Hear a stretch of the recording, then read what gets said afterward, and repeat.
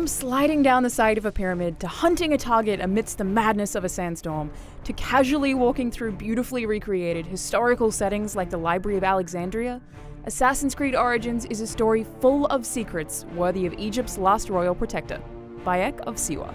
It's also the series' first full-on role-playing game, and mixes a delightful sense of discovery with an addictive leveling system.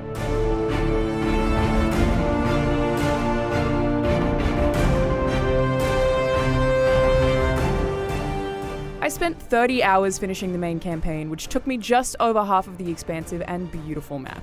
It's the biggest and most connected ever in an Assassin's Creed game, featuring multiple cities with their own unique cultures, different gods, politics, race relations, and prejudices to uncover. They're also distinct in architecture and environment, and that makes a significant time commitment one that's consistently varied and surprising.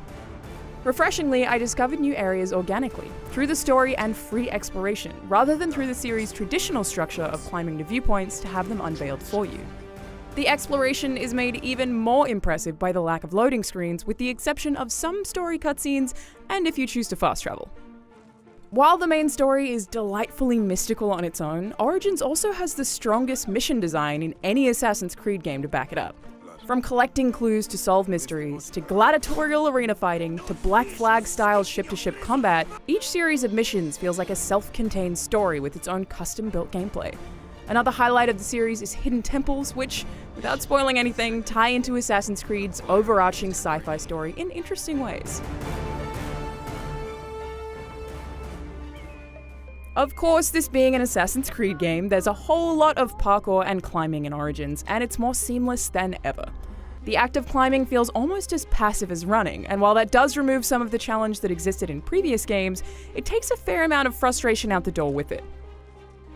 There's definitely a renewed challenge in the combat though, which has been significantly rebuilt. Having to know when to block, when to dodge, and when to parry creates a whole lot more thoughtful tension than has existed in previous games, and there's a fair amount of enemy variety. You also have the ability to lock on to one specific target at a time, which only made stealth segments more precise, but swapping between targets unfortunately didn't work reliably while brawling in a larger group. Then there are weapons, which vary in type, rarity, and effect as part of a proper loot system.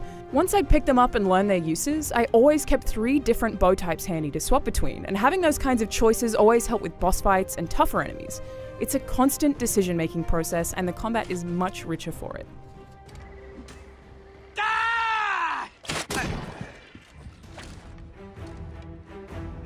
While unlocking new abilities and story missions generally happens at a smooth pace, there is quite a lot of grinding to be done. For the most part, I enjoyed it, and there are multiple ways to work on leveling up, but a couple of times the recommended level for a new main quest mission appeared as several levels above where I was when I first unlocked it. This stymied progress can be a little frustrating, especially when you have to do some low-level side quests for smaller rewards to level up because you can't find any at your level. That said, one of my favorite things to do is infiltrate high-level fortresses. For me, the biggest appeal of Origins' introduction of the level system is in that optional, self-induced challenge.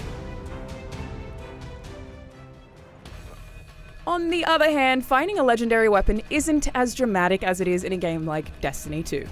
These legendaries are easy to come by in main story quests, and their effects just aren't that different to regular weapons.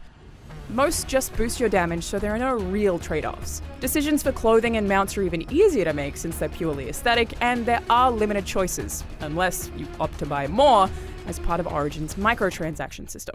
On the topic of microtransactions, maps revealing all of the collectible locations and most of the outfits and mounts are locked behind Helix coins, which you can only buy with real-world money. Things like supplies and money can be purchased too, but those are easy enough to find in Origins Egypt through hunting or other fun side activities that it'd kind of be a waste to spend money on them.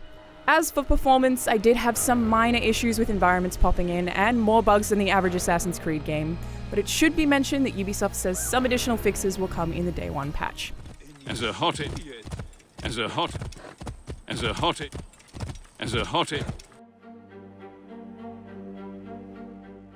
Assassin's Creed Origins is a deep dive into a truly stunning realization of ancient Egypt, with a rich series of cultures, genuine characters, and more mission variety than any other game in the series. The combat is challenging and thoughtful, and there are enough different weapon types and enough enemy variety to keep you thinking.